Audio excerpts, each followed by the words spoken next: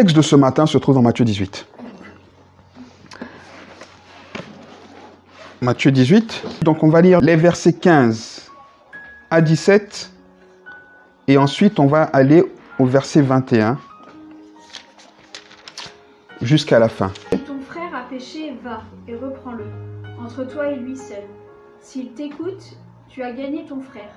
Mais s'il ne t'écoute pas, prends avec toi 1 ou 2 personnes, afin que toute l'affaire se règle sur la déclaration de 2 ou 3 témoins. S'il refuse de les écouter, dis-le à l'Église. Et s'il refuse aussi d'écouter l'Église, qu'il soit pour toi comme un païen et un publicain. Amen. On va prendre à partir du verset 21. Alors Pierre s'approcha de lui et dit « Seigneur, combien de fois pardonnerai-je à mon frère lorsqu'il péchera contre moi? Sera-ce jusqu'à 7 fois ?» Jésus lui dit « Je ne te dis pas jusqu'à 7 fois, mais jusqu'à 70 fois 7 fois, 67. C'est pourquoi le royaume des cieux est semblable à un roi qui voulut faire rendre compte à ses serviteurs. Lorsqu'il commença à compter, on lui en présenta un qui lui devait 60 millions de pièces d'argent. Comme ce serviteur n'avait pas de quoi rembourser ce qu'il devait, son maître donna l'ordre de le vendre comme esclave avec sa femme et ses enfants, ainsi que tous ses biens pour rembourser sa dette. Le serviteur se jeta alors aux pieds du roi et se prosterna devant lui, supplia « Sois patient envers moi, accorde-moi un délai et je te rembourserai tout. » Pris de pitié pour lui, son maître le renvoya libre après avoir remis toute sa dette. Le serviteur sort. Il rencontre un de ses camarades de travail qui lui doit 100 pièces d'argent. Le serviteur le saisit. Il lui serre le cou et lui dit « Rembourse ce que tu me dois. » Son camarade se jette à ses pieds et le supplie en disant « Sois patient avec moi et je te rembourserai. » Mais le serviteur refuse. Il fait jeter son camarade en prison en attendant qu'il rembourse sa dette. Les autres serviteurs voient ce qui est arrivé. Ils sont vraiment tristes et ils vont tout raconter à leur maître. Alors le maître fait venir le serviteur et lui dit « Mauvais serviteur, j'ai supprimé toute ta dette parce que tu m'as supplié. Toi aussi, tu devais avoir pitié de ton camarade comme j'ai eu pitié de toi. » Et son maître, irrité, le livra au bourreau jusqu'à ce qu'il ait payé tout ce qu'il devait. C'est ainsi que mon Père Céleste vous traitera, si chacun de vous ne pardonne pas à son frère de tout son cœur. Amen. Amen. Vous savez, on a tous un très vilain défaut. On entend, on lit, on écoute souvent la parole de Dieu pour les autres. Vous comprenez? Quand on lit un truc, on dit, on pense directement, ah, mais le frère là-bas, là, il devrait lire ça, hein. Vous savez comment ça s'appelle ça? Ça s'appelle voir la paille qui est dans l'œil du voisin, en oubliant qu'on voit cette paille au travers de la poutre qui est dans le nôtre. C'est vrai, parce que la vérité, c'est qu'il y a des choses que Dieu nous demande. On se dit en fait, nous c'est ok. Mais l'autre, parce qu'on ne se met jamais nous en question. C'est toujours l'autre qui doit se remettre en question. Nous on est toujours ok. Le problème, c'est toujours l'autre. Et je me rends compte en regardant mes enfants et en regardant les enfants en général que c'est une chose avec laquelle on grandit. C'est jamais eux. Non, mais c'est ma chaussure. Mais c'est ta chaussure. C'est pas sur ton... Oui, mais c'est mon pied. Bon, ok. C'est mon pied, c'est pas moi. Vous comprenez? Et là, ne commencez pas à penser à l'autre, pensez à vous-même. Et pourtant, la parole de Dieu, elle est efficace. Mais quand on l'accepte le plus simplement possible, quand on lui résiste, elle ne peut pas produire son effet. Mais quand on s'y soumet, qu'on l'accepte, et qu'on accepte d'entendre Dieu au travers de sa parole, la parole est efficace. Elle produit du fruit. Et ce passage est... Bon, évidemment, vous savez tout de suite où c'est qu'on veut aller. C'est une question très difficile. C'est la question du pardon. Amen. La question du pardon, avec son pendant, en fait, c'est deux faces d'une même pièce. Et c'est une pièce, en fait, qui est un lien entre Dieu et nous entre nous et nous. Vous comprenez? Et cette pièce, elle a deux faces. Donc, comme je disais, d'un côté, il y a le pardon et de l'autre, il y a la repentance. Vous êtes avec moi? Le pardon, c'est accepter de pardonner. Et la repentance, c'est demander qu'on nous pardonne. Mais remarquez que aussi bien l'une que l'autre, en fonction de où est-ce qu'on se positionne, est très, très difficile. Oui ou non? Ah, c'est un vrai combat, hein? Un vrai combat. Et pourtant, dès le début du texte qu'on vient de lire ce matin, le Seigneur... vous savez, Dieu, il est bon parce qu'il est comme un vrai papa, quoi. Il nous encourage toujours. Après, il dit, faites ce que vous voulez. Et là, il nous exhorte. Il dit, si ton frère a péché, va et reprends-le. Mais après, tu fais comme tu veux, hein. En tout cas, moi, je te donne la méthode. Moi, je te donne le moyen. Moi, je te donne la manière de faire la chose. Libre à toi de t'en servir, de le faire ou pas. Mais le Seigneur nous encourage et nous exhorte à régler les problèmes. Toujours. Il dit, si ton frère a péché contre toi, dans d'autres versions c'est écrit, n'est-ce pas? Il dit, va et reprends-le. Il dit, laisse pas les affaires comme ça. S'il y a une rupture entre toi et ton frère, va régler le problème. S'il y a besoin de demander pardon, va et demande pardon. S'il y a besoin de pardonner, ouvre-toi au pardon. Mais ne laisse pas les choses comme ça. Il dit, parce que s'il t'écoute, tu as gagné ton frère. Amen ou pas? Mais s'il ne t'écoute pas, il dit donc, prends 2 personnes avec toi afin que l'affaire soit réglée sur la déclaration de 2 ou 3 témoins. Et si ton frère refuse encore de t'écouter, eh bien toi, tu es quitte. Tu n'as plus rien à te reprocher. Vis-à-vis de moi, tu es OK. C'est plus toi le problème, c'est lui. Et Jésus dit, tu peux maintenant le traiter comme un païen. Parce que quelqu'un qui refuse de s'ouvrir au pardon, quelqu'un qui refuse le pardon, doit être traité comme un païen. C'est ce que Jésus dit. C'est pas moi, hein? Donc, si on ne pardonne pas, si on ne se repent pas,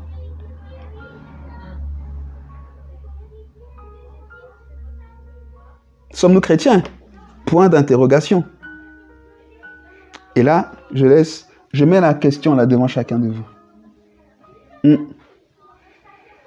Et je vous donne la réponse dans Matthieu 18, 17. Gardez-le pour vous. Faites-en ce que vous voulez. OK? Et donc voilà la première partie. Dans cette première partie, le Seigneur nous encourage clairement. Il dit que quand il y a un problème, il ne faut pas le laisser comme ça. Il faut régler les problèmes. Et dans mon expérience, je vois que régler les problèmes, c'est très, très difficile. On a de plus en plus tendance à considérer que les problèmes sont réglés. Après, on a chacun notre langage pour régler les problèmes, on est d'accord? Mais il faut le régler. Il faut le régler. Et il faut aussi, comment je vais dire, il faut aussi s'assurer que la personne avec laquelle on a un problème entend notre langage de gestion du conflit. Parce que si on estime que le problème est réglé de notre point de vue, parce qu'on a eu notre langage et que du côté de l'autre, c'est pas réglé, eh ben c'est pas réglé. Et Jésus dit clairement, c'est notre responsabilité de faire en sorte que le problème soit réglé pour pouvoir être dégagé. Tant qu'on n'a pas fait le nécessaire pour régler le problème, on est encore engagé vis-à-vis de Dieu. Et ça a des conséquences. La conséquence, on va la voir tout à l'heure, c'est exactement la chose qui a fait dire « Et peut-être qu'on ne s'en rend pas compte. » Vous êtes avec moi jusqu'ici? Ça va? Ok. Alors, il faut aussi ensuite qu'on se rende compte, là on passe directement au verset 21, qu'il y a des problèmes qui sont difficiles à régler. Il y a des choses qui sont difficiles à pardonner. Ça, c'est vrai. Et c'est exactement ce que Pierre dit. Après avoir entendu ce discours, Pierre va à Jésus et il dit, « Ok, Seigneur, mais toi, tu dis combien de fois je devrais pardonner? Est-ce que ce serait 7 fois ?» Il faut savoir ici que Pierre, en disant 7 fois, est même très généreux. Parce qu'en vérité, la loi recommandait ou obligeait de pardonner au moins 3 fois. La loi disait 3 fois. Donc, on voit que même Pierre, là, poussé par le Saint-Esprit, est encore au-delà de la loi. Donc pour lui, il se dit, ok, ben, si je dis à Jésus, qui est le Saint des Saints, 7 fois, il va me... Oui, c'est correct. De 3, je passe à 7, je multiplie plus 1, c'est bien. Jésus dit, non, t'as rien compris. Non, non, non, il faut pardonner jusqu'à ce que tu puisses plus compter. 77 fois 7 fois. Indéfiniment. Et là, Pierre reçoit une baffe. Pierre dit, mais quoi? Mais avant que Pierre ne fasse sa réflexion, Jésus lui explique le principe. Il dit, écoute, vous connaissez l'histoire, je la reprends vite fait. Un roi arrive et il commence à chercher tous ses débiteurs. Il dit, ok, je vais voir tous ceux qui me doivent de l'argent, ils vont payer leurs dettes aujourd'hui. Et on lui envoie les gens, et puis voilà qu'un gars, on nous dit que quelqu'un qui lui devait 10 000 talents. En vérité, apparemment, c'était l'équivalent de 53 millions de francs avant. Moi, j'ai pas fait le calcul en euros. J'ai pas été aussi courageux que ça. Mais bon, en tout cas, 53 millions de francs, c'est énorme. C'est énorme. C'est une grosse dette. Et donc, ce gars-là, il devait beaucoup. La première chose que ça nous enseigne, c'est que le roi a fait grâce à ce gars-là longtemps. Parce que devoir 53 millions de francs, ou 10 000, on va garder ici 10 000 talents à quelqu'un, sans que la personne ne te réclame cette somme, c'est que tu lui as fait grâce pendant longtemps. C'est que ça s'est accumulé, parce que là, il y a des intérêts, etc. Et puis peut-être que le gars n'a pas emprunté cet argent d'un coup. Moi, je m'imagine qu'il a emprunté sur plusieurs coups. Et qu'à un moment donné, le roi a dit, bon, ok, c'est bon, maintenant, comment est-ce que tu me rembourses? Et à chaque fois, il disait, mais je vais te rembourser. Et je vais te rembourser. Et le gars était patient. Vous savez, c'est comme quand on a des problèmes pour régler nos loyers. Des fois, c'est tellement grave que le propriétaire, il saute l'agence.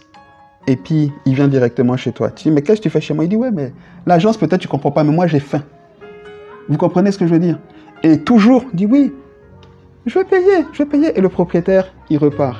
Le propriétaire, jusqu'à ce qu'un jour, ils disent, non, maintenant, il faut que tu payes. C'est exactement ce qui s'est passé. OK? Et puis donc, ce gars-là, au moment de payer, finalement, qu'est-ce qu'il fait? À nouveau, il se jette devant le roi. S'il te plaît, je t'en supplie, je t'en supplie. Le roi, il dit, écoute, stop, maintenant, vendez-le, sa famille, lui, qu'il soit esclave, voilà. Même s'il ne valent pas 10 000 talents, même si c'est 7 000, que j'ai une partie de mon argent. Et le gars, il commence à supplier le roi, ok? Et la Bible dit, verset 27, ému de compassion,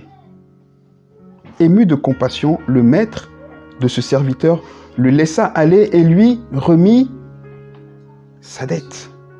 Il efface tout. Amen ou pas? Il efface tout. La première chose que je voudrais dire ici, au sujet du pardon, c'est que une mauvaise manière de voir le pardon que notre monde met en exergue, c'est que le pardon et la repentance, c'est pour les faibles.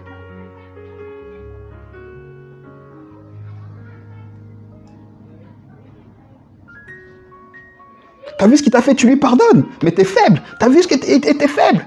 Et tu vas lui demander pardon, mais qu'est-ce que t'as fait? T'as rien fait de mal, mais qu'est-ce que t'as fait pour demander pardon? Oui ou non? On est convaincu que demander pardon ou accepter le pardon, surtout si la personne t'a fait la même chose 2 fois, alors là t'es plus faible, t'es carrément idiot. Et donc, c'est quelque chose qu'on ne lâche pas. Pardonner ou demander pardon,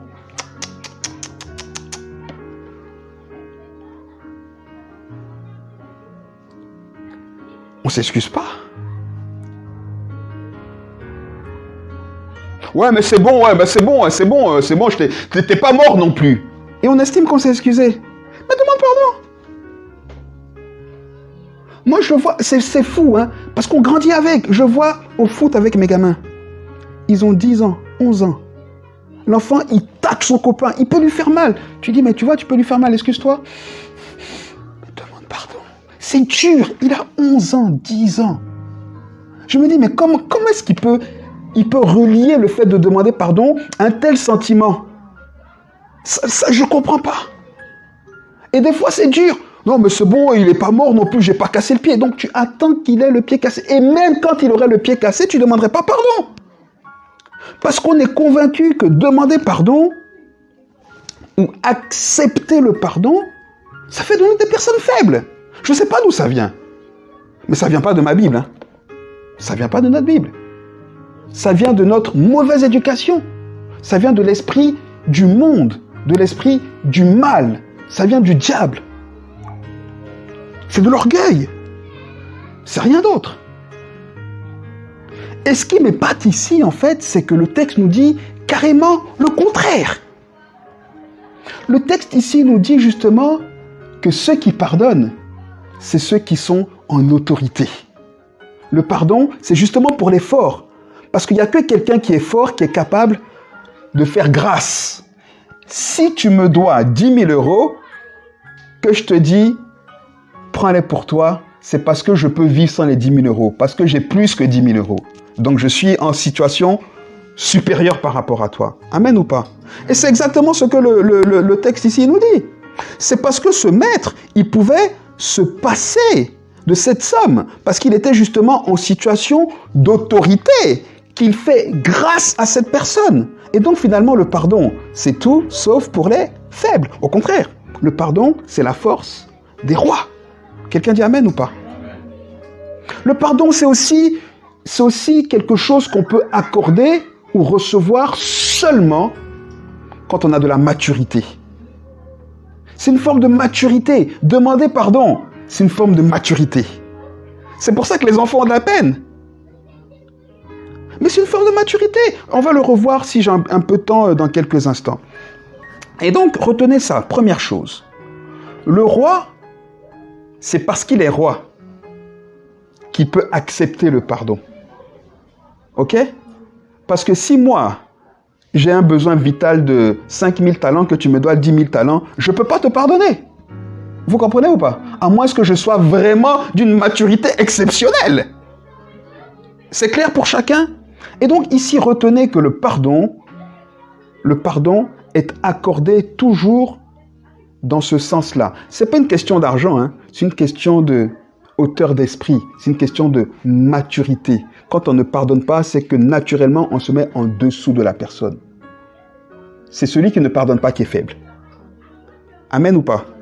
C'est celui qui ne pardonne pas qui est faible.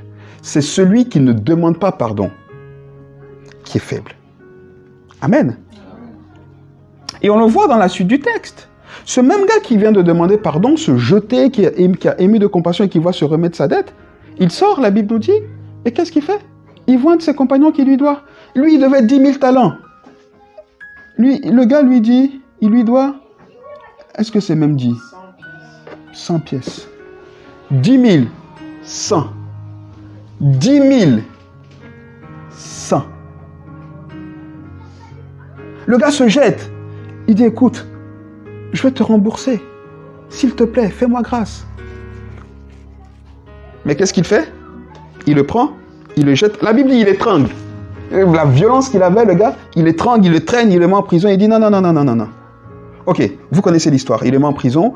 Les autres personnes qui étaient là, qui ont suivi cette scène et qui savaient que le roi avait fait grâce à ce serviteur, courent vers le roi pour dire, mais roi, le gars à qui tu as fait grâce, il vient de faire mettre en prison son copain. Et qu'est-ce que la Bible dit? Le roi fait appeler ce serviteur et lui dit, méchant, parce que... tu es méchant, je t'avais remis en entier ta dette, parce que tu m'avais supplié. Ne devais-tu, c'est un devoir, ne devais-tu, faites attention quand vous lisez la Bible. Il ne dit pas, n'aurais-tu pas pu. Il dit, ne devais-tu pas. C'était pour toi un devoir. Donc pardonner est un devoir. Se repentir est un devoir. Quand j'ai pardonné, vous comprenez que c'est recevoir le pardon. Hein. Et quand je dis se repentir, c'est demander pardon. Et donc, irrité, il livre le gars au bourreau jusqu'à ce qu'il lui paye toute sa dette. Et voilà le verset qui va nous intéresser. La Bible dit au verset 35 que c'est ainsi que mon Père Céleste nous traitera si chacun de nous ne pardonne pas son frère de tous. Si chacun ne pardonne pas à son frère, Dieu coupe la relation avec nous. Mais en fait, Dieu nous dit clairement qu'il ne nous pardonne que quand nous on pardonne en retour, en vérité. Écoutez, mettez-vous à la place de ce serviteur. Quand on a reçu une telle grâce, qu'est-ce qui doit nous motiver? C'est la grâce. C'est la grâce. Non?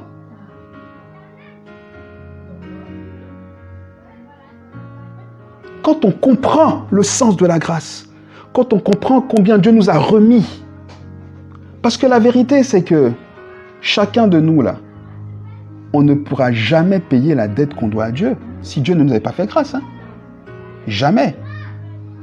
Il nous a fait grâce une fois pour toutes, mais il ne s'est pas arrêté là. Tous les jours, il ajoute à sa grâce. Oui ou non? Pierre, ici, relève quelque chose. Il dit, mais est-ce que tout est pardonnable, en fait? C'est ce qu'il dit. Combien de fois devrais-je pardonner? Au fond, il demande, mais est-ce qu'on pardonne tout? Et puis, est-ce qu'on pardonne tout le temps? Parce que finalement, je ne suis pas en train de dire que quelqu'un qui t'attend tous les matins devant chez toi pour te donner une baffe, il faut lui pardonner. Ou bien, est-ce que c'est ce que Jésus dit? Là, il y a quand même des questions profondes auxquelles on fait face, oui ou non?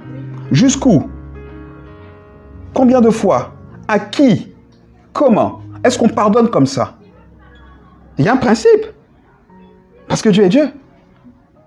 Et Dieu est juste. Amen ou pas? Ici, le principe est largement souligné dans le verset 35. Jésus dit, si chacun de vous ne pardonne pas son frère de tout son cœur. Et donc, quand on demande pardon, on doit le faire de tout son cœur. Les quelques étapes qui concernent le pardon, c'est que déjà, il n'y a pas de pardon sans repentance. C'est pour ça que Jésus dit ici, Matthieu 15, si ton frère a péché, va le voir. Peut-être qu'il ne sait pas qu'il a péché. D'accord? Peut-être qu'il ne sait pas. Toi, il t'a fait mal, mais peut-être que lui, il ne sait pas qu'il t'a fait mal. Donc, va le voir. Va lui dire, écoute, vraiment, tu m'as blessé. Ce que tu as fait là, vraiment, c'est blessant. Donne-lui l'occasion de dire, ah, je ne savais pas. Ah, je t'ai fait mal. Écoute, je suis désolé. C'est OK. Il y a de la repentance. Mais s'il dit, ah ouais, bah, t'avais qu'à pas faire ça. Ah ben toi, tu prends toujours tout comme ça. Moi, je t'ai rien fait. Il n'y a pas de pardon. C'est ce que Jésus dit. Il dit, mais s'il refuse de t'écouter, quelqu'un à qui tu vas dire, tu m'as blessé, il dit, mais je m'en fous. Il refuse de t'écouter. Et là, on n'est pas tenu de pardonner. C'est ce que Jésus dit. Jésus dit qu'il soit pour toi comme un publicain, comme un païen. Parce que c'est les païens qui ont cette attitude-là. Bon, il y a des païens qui pardonnent. Hein. Donc, il faut aussi aller voir les païens. C'est vrai dans tous les cadres. Pour nous, en tout cas, c'est vrai dans tous les cadres. On doit donner l'opportunité à quelqu'un qui nous a fait du mal de nous demander pardon. On ne va pas dire, tu t'excuses pas? Excuse-toi. Non, non, non. On parle. J'ai parlé de la profondeur la dernière fois. On exprime. Tu sais, tu m'as fait mal. Ah oui, mais pourquoi? Ah oui, parce que tu m'as dit ça. Ah, ça te fait mal. Oui, mais pourquoi? Parce que... Ah, ok, maintenant je comprends. Écoute, je suis désolé. Mais nous, on ne fait pas ça. Maintenant, si la personne à qui tu vas aller parler ne veut rien comprendre, là encore, tu es dégagé. Mais au moins, il faut l'exprimer. Vous êtes avec moi ou pas? C'est difficile, hein? Bah, ceux qui s'en fichent, par contre, ouais. Il n'y a rien à faire. C'est exactement ce que je suis en train de dire. Mais avant de savoir que la personne ne s'en fiche, il faut la confronter. On ne décide pas de toutes les façons, il s'en fiche. Et c'est ce qu'on fait, nous. Peut-être qu'on n'a pas tort, mais parfois on lit l'attitude de la personne et on décide qu'elle s'en fiche. Mais il faut déjà donner l'opportunité à la personne de se remettre en question avant de dire qu'elle s'en fiche. C'est exactement ce que Jésus dit. Je sais que ce n'est pas évident, mais au moins vis-à-vis de Dieu, on est libre. Parce que peut-être que si on avait été voir la personne pour essayer de régler le problème, elle se serait ouverte. Et alors, on aurait gagné notre frère. Amen ou pas? Ça va? Alors, je sais que c'est de vraies tensions. Hein. J'en suis le premier conscient. Parce que pour moi aussi, ça peut être des tensions. Mais ce qu'il faut retenir, c'est que Dieu ne nous pardonne que si on pardonne aux autres. On vient de le lire. Si tu ne pardonnes pas à ton frère, le Seigneur ne te pardonne pas non plus. Amen. Et ce qu'il y a d'intéressant ici, je le dis en 2 minutes quand même, vous regarderez que dans la relation entre le roi et puis son créancier, là, c'est le bon mot, hein, en tout cas celui qui lui devait de l'argent, le roi était impliqué émotionnellement. La Bible dit qu'il était ému de compassion. Donc il y a eu comme une forme de lien, de relation qui s'est tissé entre eux, parce qu'il a compris, il a écouté. Donc il n'a pas jugé quelqu'un simplement comme ça, il a dit oui, mais qu'est-ce qui se passe? Oui, il a dû se défendre, le gars. Donc il y a eu une sorte de relation. C'est pour ça que la Bible dit ému de compassion. Il y a eu un lien de cœur qui s'est créé. Ok? Et donc ce lien de cœur-là, le serviteur, il pouvait en jouir. Et la conséquence, c'est que le maître lui a effacé toute sa dette. Oui ou non? Ça, c'est ce qui se passe avec Dieu. Quand on demande pardon, il accepte, il n'y a pas de problème. Maintenant, quand nous, on ne pardonne pas derrière, qu'est-ce qui se passe? Qu'est-ce qui s'est passé avec le serviteur et le roi? Il y a eu une rupture. Il a rompu le lien. Oui ou non? De la compassion, il est passé à un méchant serviteur. Il ne pouvait plus parler, il dit tais-toi, maintenant c'est fini, tu te tais. Ne devais-tu pas? C'est fini. Maintenant, mettez-le en prison. Il n'y a plus de communication, c'était fini. Et donc, finalement, quand on ne pardonne pas, il y a une rupture de communion entre Dieu. C'est pas qu'on est sorti du salut. Attention. Mais il n'y a plus de communion en Dieu. On ne peut plus entendre Dieu. On ne peut plus jeter le filet sur sa parole. Vous comprenez? Donc, souvent, ou parfois, on a l'impression que Dieu n'est plus autour de nous. Que quand on parle à Dieu, il ne nous... Oui. C'est parce qu'on a quelque chose dans le cœur qui n'est pas réglé. Parce que Dieu est derrière nous, il dit, mais tout ce que tu fais au quotidien, là, moi je sais, je vois, je te pardonne. Ne devrais-tu pas pardonner aussi? Tu dis que c'est dur, mais rappelle-toi, quand tu as fait ci, maintenant chacun pense à ses péchés. Hein. Je parle des péchés qu'on commet depuis qu'on est chrétien, hein. Pas avant. Hein. Ah oui. C'est ça. Et avant de regarder les autres, on se regarde nous dans le miroir. Et moi le premier. C'est pour ça que je suis obligé de faire grâce. Je n'ai pas le choix. Parce que si je ne fais pas grâce, je me condamne moi-même. C'est ce que le gars, il a fait. En ne faisant pas grâce, il s'est condamné lui-même. Vous êtes avec moi ou pas? Ok. Maintenant, laissez-moi finir avec cette dernière pensée, qui est donc la question de comment, pourquoi, jusqu'où, etc. Est-ce qu'on doit pardonner à tout le monde? Comment est-ce qu'on sait que quelqu'un mérite notre pardon? J'ai dit la première chose, c'est déjà de lui donner l'occasion, n'est-ce pas? Et pour ça, on va simplement, en quelques minutes ici, se rappeler un petit peu de l'histoire de Joseph. On ne va pas la lire parce que ça va nous prendre trop de temps, mais rappelez-vous, vous connaissez Joseph? Vous savez que Joseph était l'avant-dernier fils de Jacob, que Jacob l'a eu quand il était vieux, que Joseph était le premier fils de Rachel, la femme que Jacob aimait, celle pour qui il a travaillé.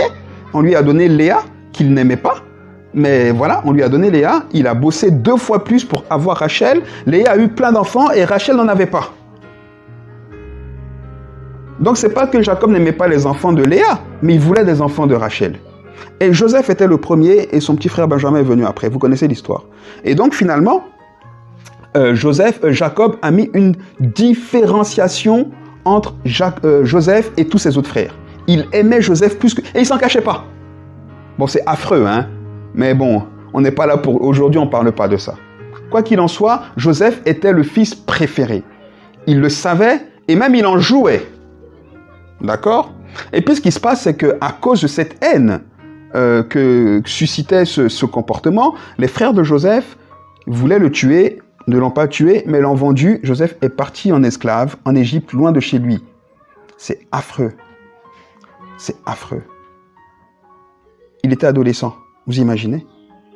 Enfin, je ne sais pas si vous vous rendez compte. Hein. Il a vécu un truc de vraiment... là, on parle de traumatisme, mais là, on n'a pas idée. Hein. Ok? Bon, quoi qu'il arrive, il se retrouve en Égypte. il a ses péripéties, il est en prison, etc., etc. Vous connaissez l'histoire. Et voilà que par la grâce de Dieu, Dieu qui a établi son plan sur Joseph, le fait sortir de prison, et Joseph devient le premier ministre du royaume le plus puissant de l'époque qu'est l'Égypte. Ok. Et puis donc, à cause de cette famine que Joseph avait prédite, qui a fait de lui le premier ministre, à cause de cette famine, les frères de Joseph viennent en Égypte pour chercher de la nourriture parce que justement, Joseph avait préservé l'Égypte de la famine par la sagesse que Dieu lui avait donnée. Et donc, il voit ses frères. Quand on relit bien le texte, on voit que Joseph en voulait à ses frères. Oui, il les reconnaissait, mais c'est-à-dire, il voulait leur créer des problèmes. Quand il les a vus, quand on relit bien le texte, il était prêt, il a dit non mais vous allez voir, vous savez pas, mais je vais vous faire des trucs là, vous n'avez pas idée. Il a commencé, il était en colère contre ses frères. Il était en colère contre ses frères, mais il a attendu un peu parce que il aimait son père, ok, et il aimait son frère Benjamin. Et il voulait être sûr, avant de punir ses frères, que Jacob allait bien, et que Benjamin allait bien. Parce que imaginez, Joseph, il était parti plus de 10, 20 ans, j'en sais rien, oui, une vingtaine d'années à peu près. Et il pouvait s'imaginer que ses frères avaient aussi attenté à la vie de Benjamin. Il pouvait se dire, mais c'est des malades. Peut-être que le pauvre petit Benjamin, j'étais plus là, peut-être, qu'est-ce qui lui arrivait? Il était attaché à Benjamin. Donc il dit, quand vous relisez l'histoire, il dit, mais allez chercher Benjamin. Et là, ils ont des problèmes, parce que les frères, ils savent que Benjamin, Jacob ne le laissera jamais partir. Ok? Et ils repartent. Et là, Judas, là je suis obligé de faire court, mais il y a d'autres petites choses tellement intéressantes, mais je suis obligé de faire court. Là, Judas, qui est un des frères, n'est-ce pas, un des frères, dit à son frère, à son père, il dit, écoute, il faut que tu nous laisses partir avec Benjamin. Jacob dit, c'est pas possible, vous allez me tuer. Vous avez déjà pris Joseph, et vous allez me tuer. Siméon est resté là-bas, vous allez encore partir avec Benjamin, mais je vais mourir. Et Judas dit, écoute papa, je prends sur moi l'engagement. Quoi qu'il arrive, je reviendrai avec Benjamin. Fais-moi confiance, quoi qu'il arrive. Ok? Ils prennent Benjamin. Écoutez l'histoire, peut-être que vous ne l'avez jamais lu dans ce sens-là. Mais écoutez ce qui se passe. Ils montent, ils vont en Égypte. Joseph voit Benjamin. Il est fin heureux. La Bible dit, il est tellement content de voir son petit frère qu'il en pleure. Ok. Mais c'est pas fini, Il veut quand même punir ses frères là. N'est-ce pas? Il veut les punir. Ok. Et il veut les tester.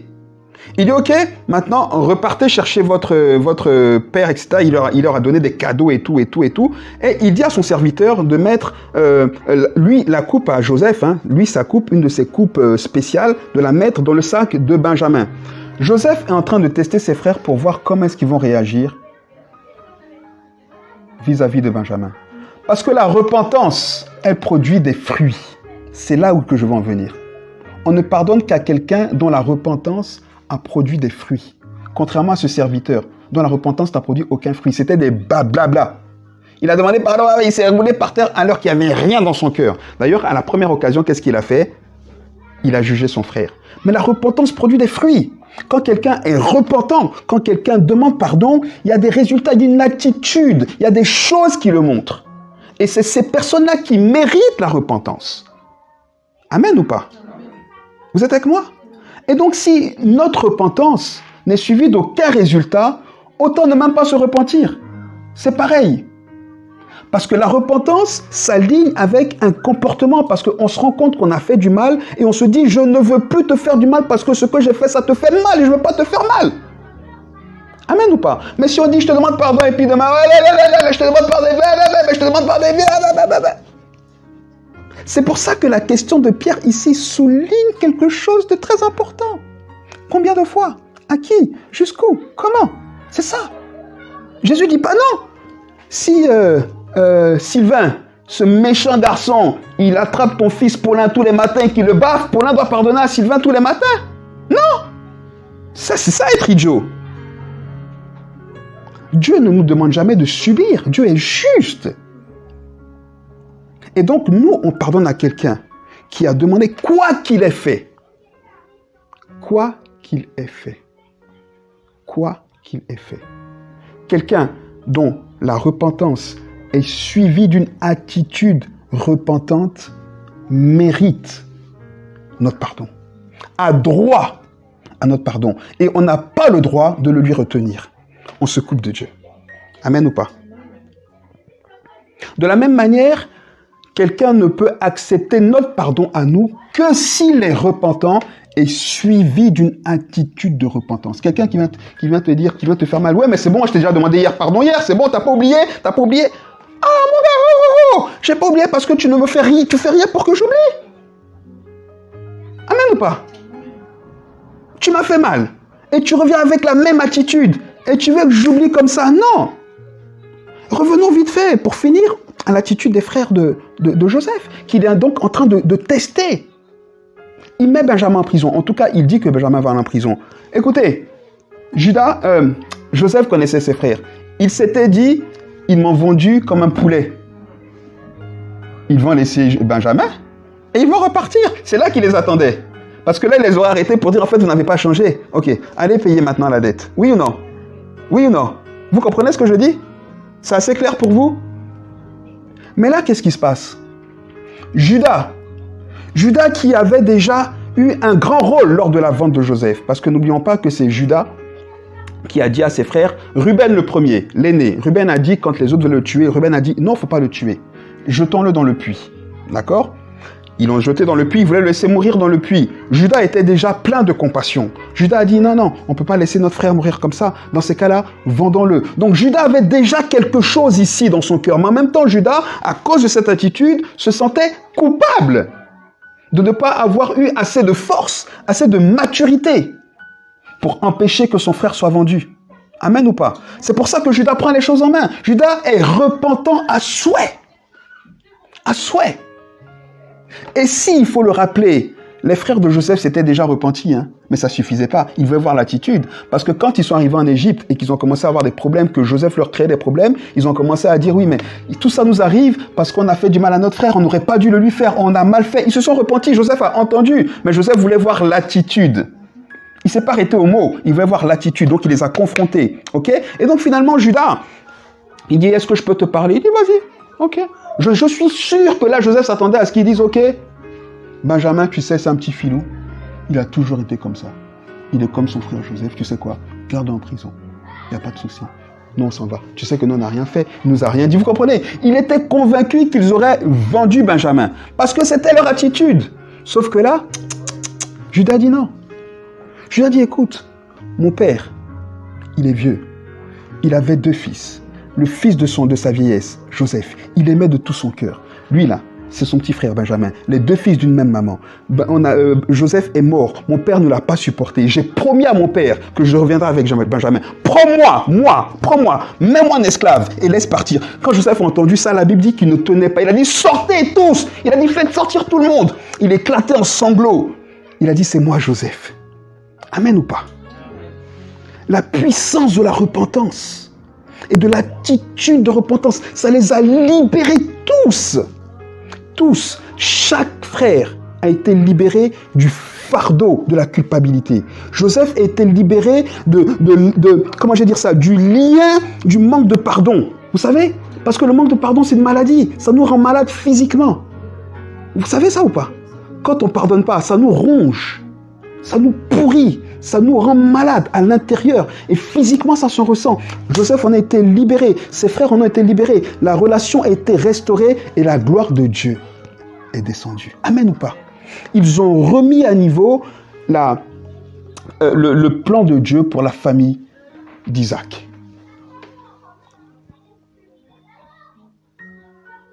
Amen ou pas? Donc, combien la question elle est là? Quelqu'un qui demande pardon, on ne le juge pas tout de suite. On regarde. On l'observe. Quelqu'un qui dit qu'il est repentant, on lui laisse la chance de prouver sa repentance. Mais quand il n'a pas la bonne attitude, on le remet à Dieu. Et nous, on est quitte. Amen. De la même manière, quand on demande pardon, aussi bien l'un à l'autre que nous envers Dieu, et aussi l'attitude. Amen. C'est pas le gars qui va Se saouler chaque soir. Oh, bon sang, Seigneur, j'ai encore pas réussi, je te demande pardon. Hein. Le même soir. Oh, Seigneur, c'est dur, hein, je te demande pardon. Vous pensez que Dieu pardonne un gars comme ça? Non.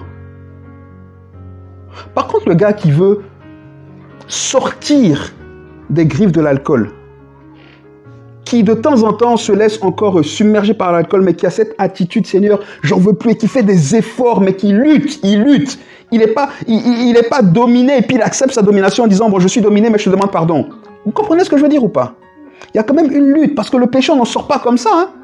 J'en suis conscient, et Dieu en est conscient le premier, c'est pour ça qu'il nous fait grâce. Mais quand on s'assoit dans notre péché, quand on est couché dans notre péché pour dire, bon, ok Seigneur, moi, je suis avec toi, mais avec ce péché-là, je suis comme ça. Il n'y a pas de communion. Amen ou pas? Donc faites attention à comment vous demandez pardon à Dieu. Aussi, ne croyez pas que Dieu non plus est le Père Noël qui distribue des... C'est pas le Père Noël, c'est Dieu. C'est pas le Père Fouettard non plus, mais c'est Dieu. Il est juste. Amen. Donc réglez vos problèmes avec Dieu. Réglez vos problèmes aussi les uns avec les autres. Comment? En demandant pardon, en se repentant et en acceptant aussi que la personne qui nous a fait du mal ait l'occasion de demander pardon. Amen.